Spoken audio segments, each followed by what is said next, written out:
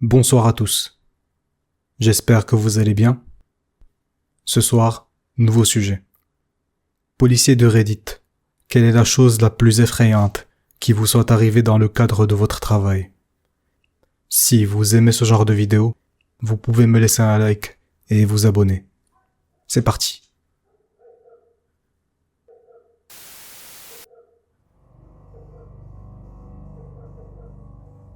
Je suis opérateur d'urgence. On a reçu l'appel d'une femme qui chuchotait.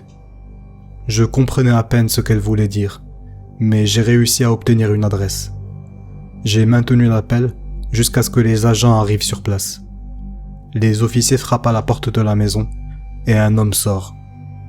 Il lui demande pourquoi quelqu'un a appelé les urgences. Il dit que ça devait être un appel accidentel et qu'il n'y a pas d'urgence. Il trouve ça suspect évidemment. Alors 2 d'entre eux sont restés sur place pour discuter avec le gars, alors qu'un 3e officier a fait le tour des lieux. Il parvient à repérer une main qui s'agitait derrière une petite fenêtre. Ils entrent dans la maison et sauvent une femme qui avait été maltraitée. Ensuite, ils ont inculpé l'homme de séquestration. Ça me donne encore des frissons aujourd'hui.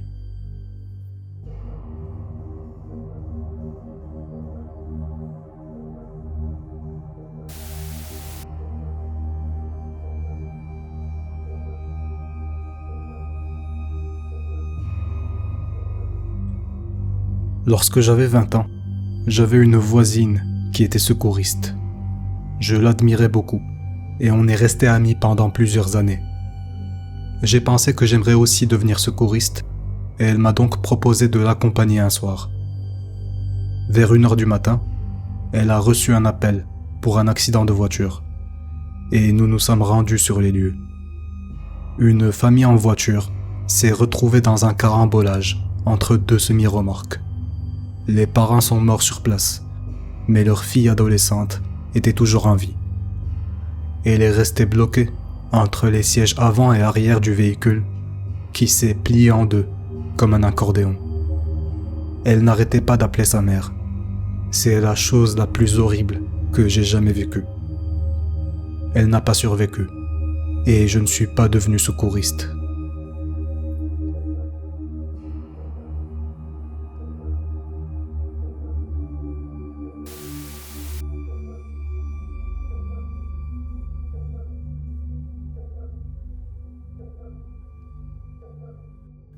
J'ai répondu à un appel concernant un individu qui tirait avec un fusil de chasse dans sa maison. J'avais déjà eu affaire à lui dans le passé. Quand j'arrive sur place, sa mère sort en courant et en criant « Il est dans sa chambre !» Je la fais attendre près de ma voiture. Moi-même et un autre policier sommes entrés par la porte principale. J'étais le leader. On se dirige vers sa chambre et j'ouvre la porte. Je le trouve assis sur une chaise, avec un fusil sur les jambes. Il me regarde droit dans les yeux. Il m'a salué d'un air nonchalant et j'ai essayé de le calmer. Au bout d'1 minute, il m'a dit « Ça n'a pas d'importance, mais merci d'avoir essayé ». Il se tire alors une balle dans la tête. Il n'a pas survécu. Ça me hante encore, mais grâce à la thérapie et à la famille, j'ai pu gérer la situation du mieux que j'ai pu. Et je suis toujours policier.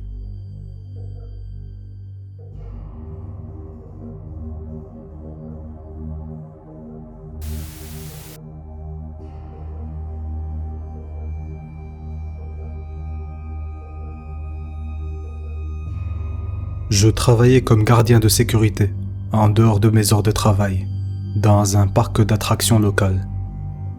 Il s'agissait d'un travail de nuit.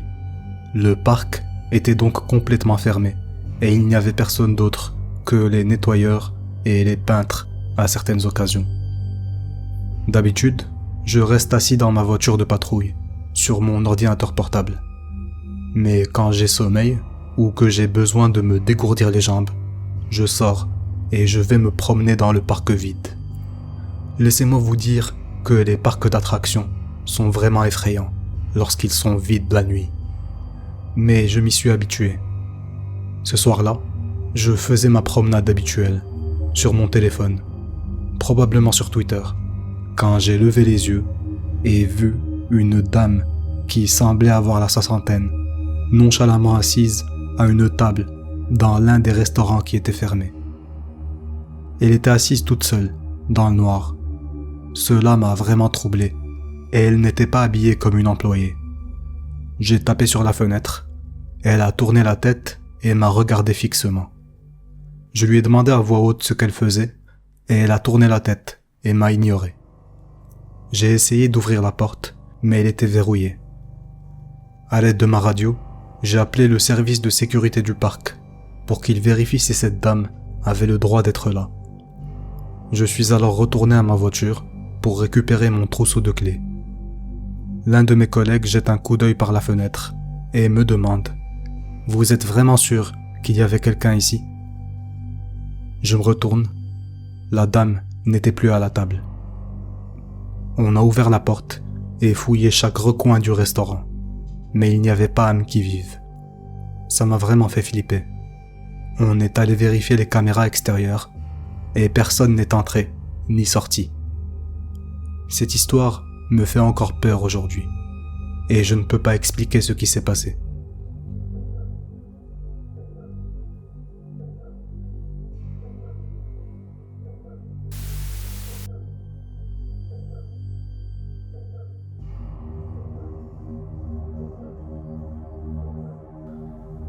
Mon grand-père a été policier pendant plus de 40 ans. Il m'a récemment raconté l'histoire d'un homme qui a appelé la police pour déclarer que son voisin avait disparu depuis des jours. On va appeler le voisin disparu Bill. Mon grand-père et un autre policier, John, se présentent à la maison de Bill. Ils frappent à la porte, mais il n'y a pas de réponse. Ils vérifient les portes et en trouvent une qui n'est pas verrouillée. Alors qu'ils entrent dans la maison, mon grand-père commence à crier. « Bill, vous êtes là? Tout va bien ?» Il continue à fouiller la maison. Finalement, John descend les marches jusqu'au sous-sol. Mon grand-père l'entend crier. « Oh, monsieur Bill, vous êtes là? Ça va ?» Mon grand-père descend les marches et voit Bill debout, dans sa cave. Il portait un costume et un chapeau. Mais quelque chose n'allait pas du tout. Mon grand-père a dit « John, je crois que Bill est mort. » Abasourdi, John répond « Tu vois bien qu'il est debout. Tu ne vois pas la corde autour de son cou ?» Il s'est avéré que Bill s'était pendu avec une corde à linge, qu'il avait attachée à une poutre dans sa cave. Au fil des jours, la corde s'était tellement étirée que Bill donnait l'impression d'être debout dans la cave obscure. De toutes les histoires que j'ai entendues de mon grand-père, celle-ci était la plus triste et la plus sombre.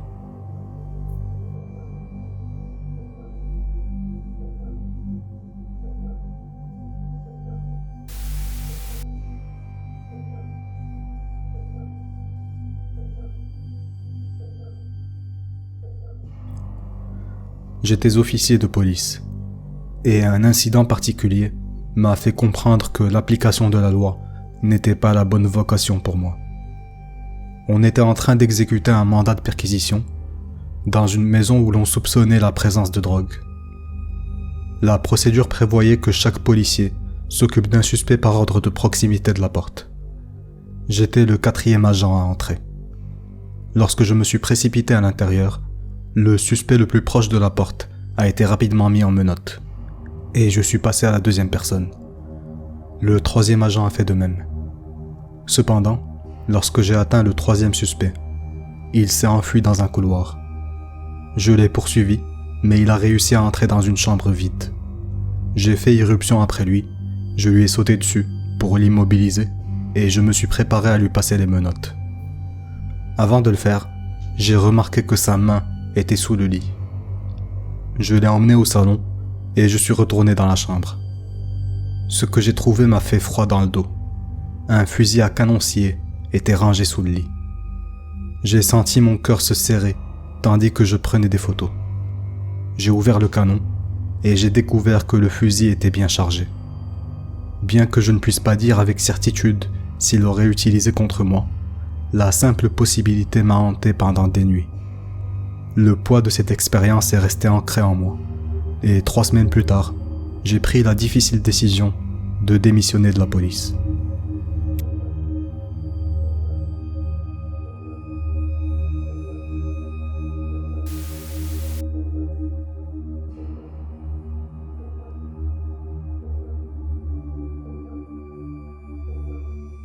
Je suis ambulancier, et j'ai une histoire qui fait froid dans le dos.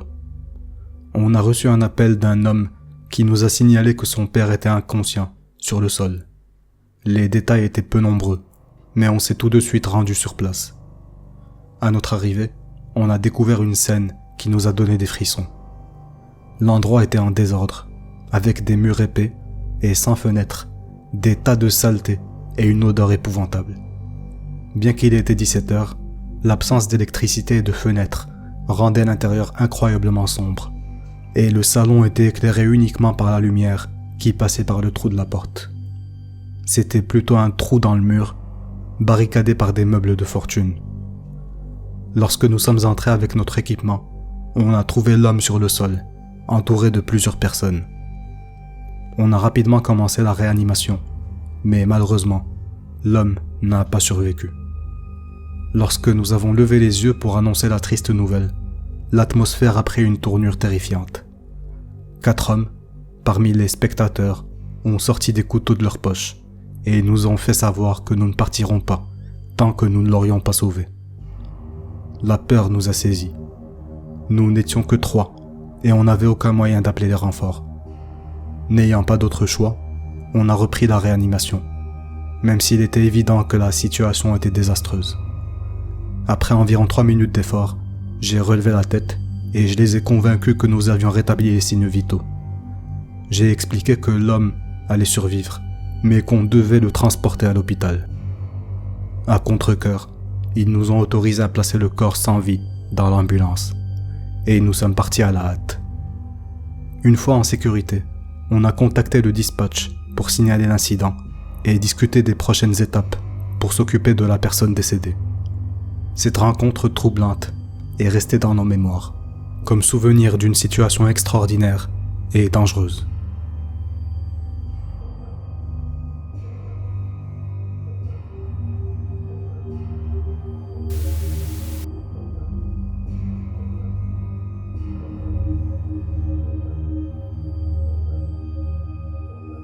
J'étais policier débutant et j'ai répondu à une alarme dans un restaurant qui était prétendument hanté. J'ai été confronté à une situation qui m'a laissé une impression durable. Le premier officier sur les lieux était un collègue plus âgé, apparemment peu excitable. Cependant, à son arrivée, il a demandé d'urgence une 2e unité avec un ton étonnamment aigu. En me garant, je l'ai vu penché sur son capot, fusil à pompe en main. J'ai tout de suite pensé qu'un cambriolage était en cours. Je me suis précipité pour lui demander ce qui se passait. Sa réponse m'a mis mal à l'aise. Il a affirmé qu'au moment où il est arrivé, et que ses phares ont éclairé le bâtiment, une femme a sauté du toit et s'est volatilisée. Il était visiblement ébranlé. J'ai inspecté le bâtiment avec un autre policier, mais rien n'indiquait qu'il y avait quelqu'un à l'intérieur. Cette expérience m'a marqué, et à partir de ce moment-là, je ne me suis plus jamais approché de ce restaurant la nuit, sans être accompagné d'un autre policier.